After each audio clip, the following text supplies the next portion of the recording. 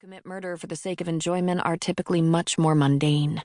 Even though I've met many dangerous men over the years, men who have committed stomach-turning atrocities, none has ever reminded me of Thomas Harris's character.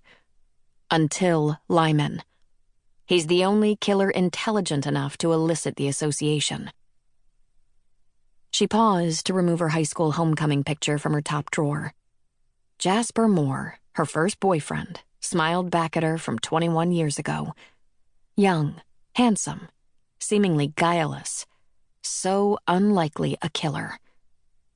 By looking at him, no one would believe that a short time later he'd murdered her 3 best friends and tortured her for days before slitting her throat and leaving her for dead. He'd been 17, she 16. That she'd survived was nothing short of a miracle.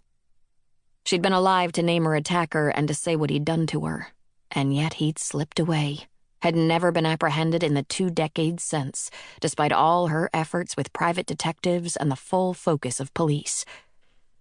She had her theories about how he'd managed such a feat. His wealthy parents must have gotten him out of the country right away. But with or without help, he was the only other psychopath she'd ever met whom she would categorize as being as smart as Lyman Bishop. Which was what made Lyman so intriguing and frightening to her.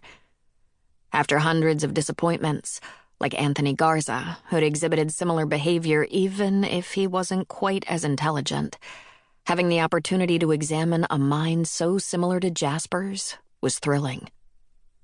At the same time, as Victor Hugo once said, nothing is so terrifying as this monologue of the storm.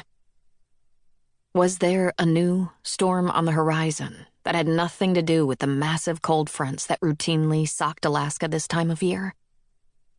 When she'd met with Lyman, she'd gotten the bone-chilling sensation that he would change her life in some way.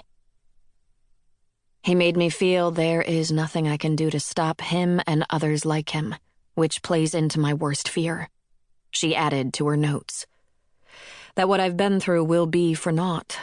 That what I'm doing, sacrificing Boston and the association of the family and friends I have there to live in this frozen wilderness, will, in the end, mean nothing.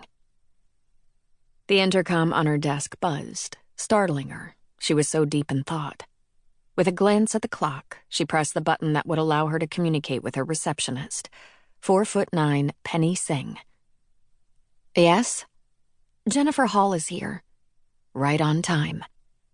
Send her in. Sliding away from her computer, Evelyn stood in anticipation of greeting her guest.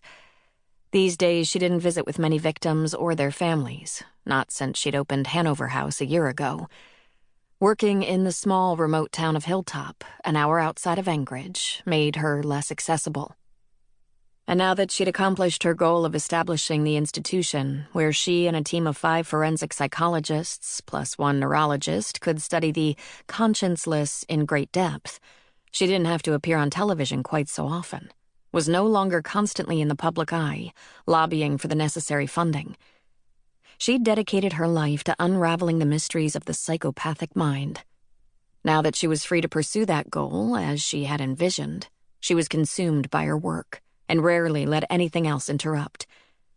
But when Jennifer Hall, the sister of Jan Hall, one of Lyman Bishop's victims, contacted her several weeks ago, just before Christmas, Evelyn didn't have the heart to refuse to see her. Having been a victim herself, she couldn't help identifying with the suffering of others. She wanted to offer what peace and support she could, even if that didn't amount to as much as she wished.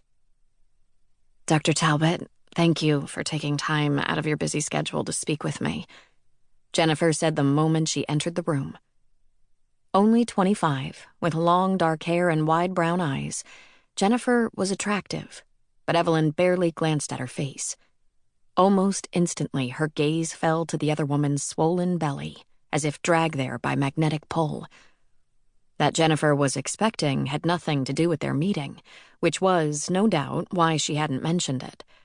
But Evelyn was transfixed. She'd been thinking about babies a lot lately. Amarok had mentioned marriage for the first time a month ago. She'd pretended not to hear him when he made the comment, something about getting her a ring if she'd ever agree to marry him. Anyhow.